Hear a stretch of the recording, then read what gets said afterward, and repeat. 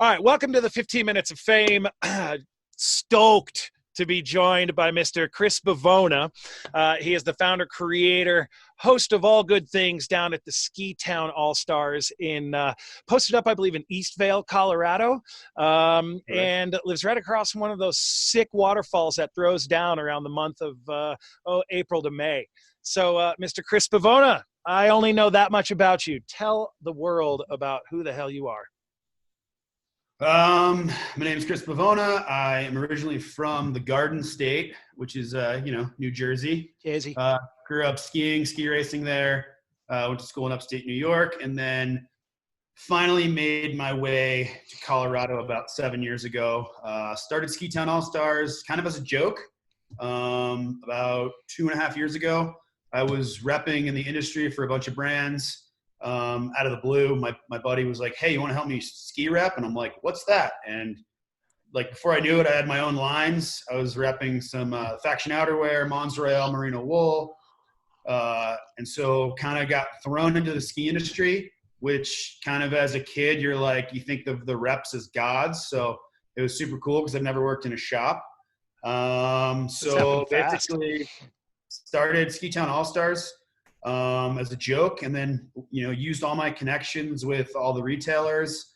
The original conversation I would have with retailers would be, "Hey, I've got this new line," and they'd be like, "What are you selling now?" Because we're always pioneering new lines, and I'd be like, "Have you heard of this SkiTownAllStars company?" They're like, "Yeah, I've seen it around," and I'm like, "Well, I started it myself," and then instantaneously the conversation went in a totally different direction with a lot of buyers, and that's why we're in Gorsuch, Christie's, Craniology, Mountain Outfitters, stores on the East Coast, Kittery Trading Post. That's like the organic way. You did it organically. It just happened. That's the best way.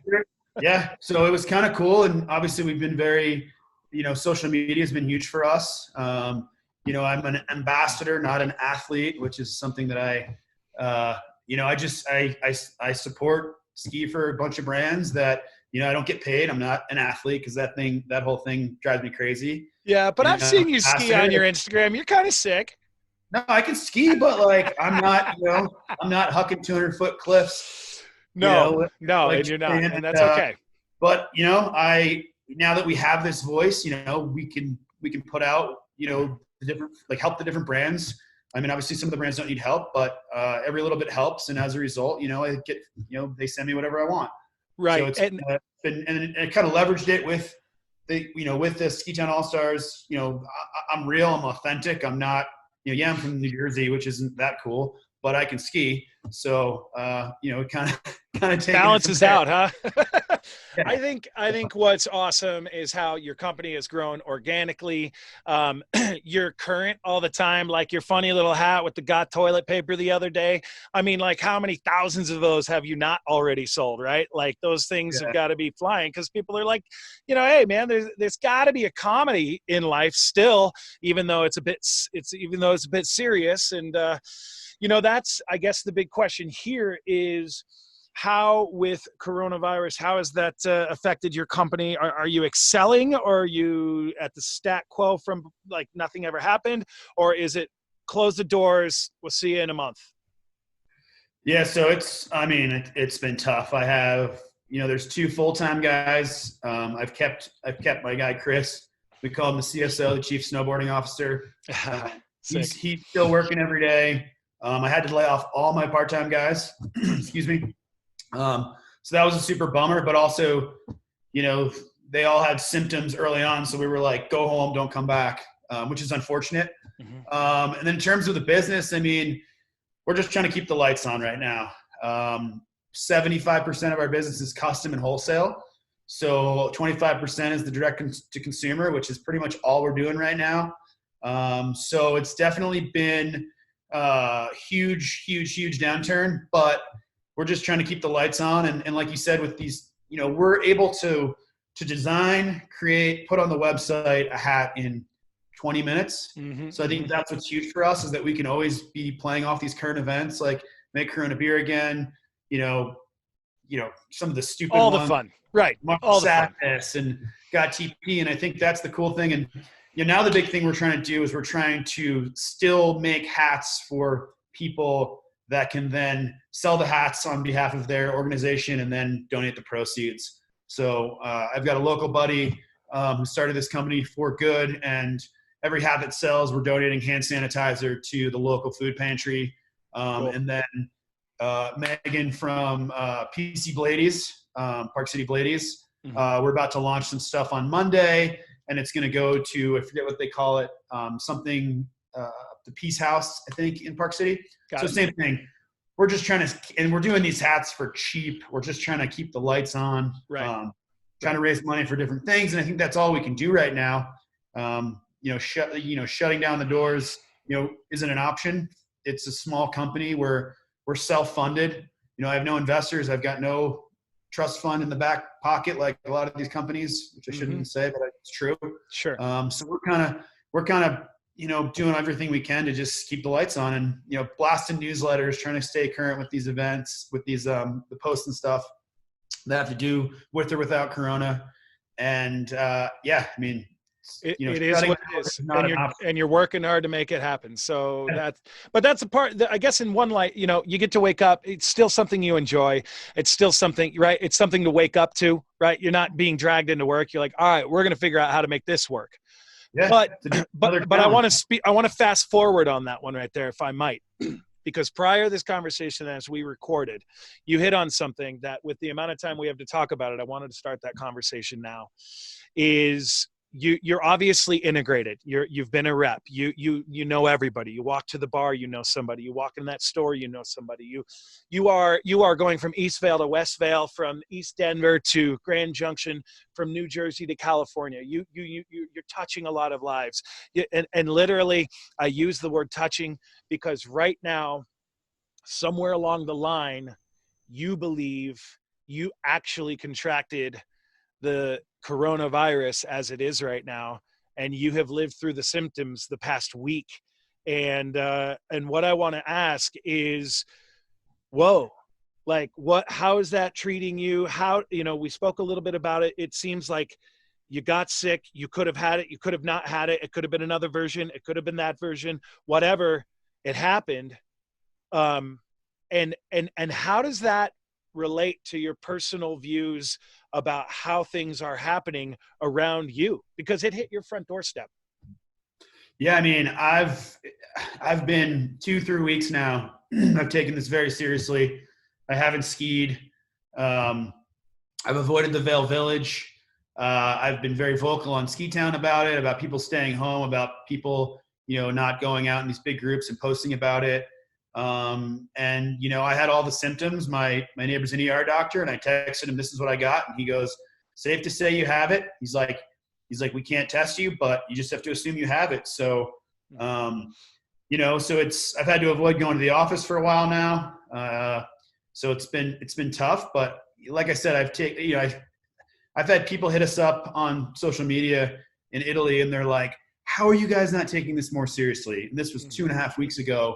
And the same girl hit me up, and she's like, you're still not taking this seriously in the US. She's like, what the heck? And so, you just look at it shocks me that people don't, every morning I Google, Italy death tolls, and you go from 700 a day to 700 to 900 to 20 doctors having died already of this disease. And the fact that in the US and especially in Vail, we've taken this so nonchalant, like with confirmed cases at restaurants and bars.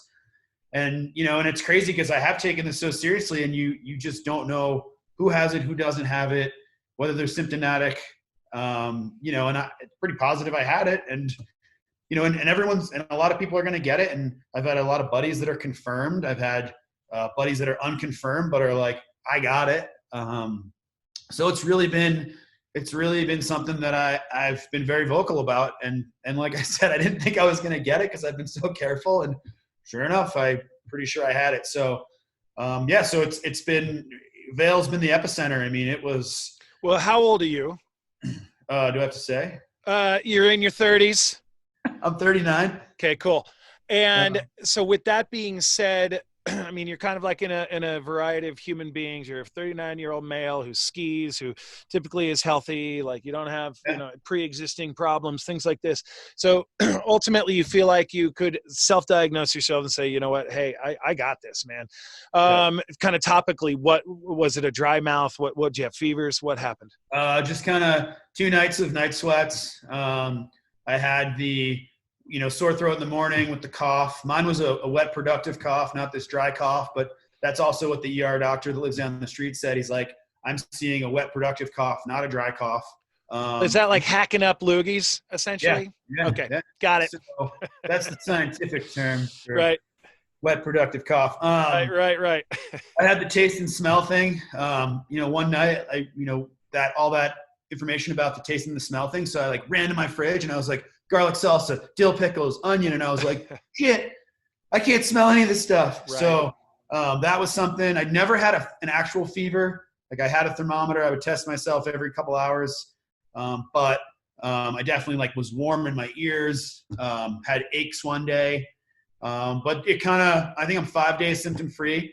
So it kind of ran its course and, I did nothing. Hot tea, was juicing every day, like crazy healthy. Mm-hmm. And, like I said, 3-4 days, I let it run its course and I'm feeling 100% now. But definitely, like I said, you have to just assume you have it at this point. So having been through it, and we only seem to have about maybe 3 more minutes to go. This happens quick. Yep. What is your hope from the light at the end of the tunnel that we take from this world impact? I mean, I think it's making everyone slow down, which is what we all need. I mean, everyone's just, myself included, is like, go, FOMO, blah, blah, blah, blah, blah. And I think it's just proving that we're human and that these things can happen. And I just hope people realize what's important now, whether it's, what's in their life and the people around them. That's all I can really say. I mean, shit, we've been going. I mean, look at, I've seen you everywhere, all over the place, and I've been all over the place. And we just have to slow down and think about what's important. And I think that's hopefully what's going to, maybe, you've been wanting to do that yoga and you've been wanting to take care of yourself and get healthy and maybe now's the time to do some of those things. And, even with me, just little things around the house and just taking a step back and reevaluating everything is kind of all I can think of, Mm-hmm. It's happened for me firsthand just because I've been home alone with my dog for the last 10 days now. Right. So. Yeah, it's I concur 100%. I think we've talked about this with other guests on the show as well, that it has brought us to a point where we're like, whoa, what's important, right? It's quieter outside. Things have slowed down. People are waving at each other. When you're out walking your dog, you're saying hello to your neighbor. Even connecting with friends that you haven't talked to in a while. I mean, I've talked to all my buddies back east are, the kids and the corporate job, and some of them are executives. And I've talked to every one of them this week because, it's cool because you typically wouldn't pick up that phone to call that buddy because you're busy, he's busy. And now you're like, what are you up to? How are the kids? And that's kind of cool. I think it's connecting people that typically aren't staying connected, which I think is an amazing thing, especially with our technology, how we can actually physically, I got FaceTimed a lot of buddies, which is cool because I haven't seen them in 5 years. So yeah, it is. I'm really glad to hear it again. This sort of moment doesn't really actually get tiring to hear, because it's it is exactly what you just said. It's putting us back into perspective of what do we really need in life? What are we, what I mean? What's good in life? Why are we doing all this? Just, maybe just slow the hell down and just enjoy it for a minute. Just enjoy life. For sure. And, here we are talking, because I guarantee you if Rona didn't happen, we'd both be out skiing. And the only way we'd find each other is probably at the bar. For sure, man. We'd be doing the Minturn Mile or something. It wouldn't be hanging out in your sweet studio in my kitchen. Wouldn't happen. So. Well, we could hang out at this sweet studio at the Minturn Mile bar because this is my van. Like this will. I totally forgot about that. So I'll meet you up there. So anyway, I got a couple 2 seconds to go.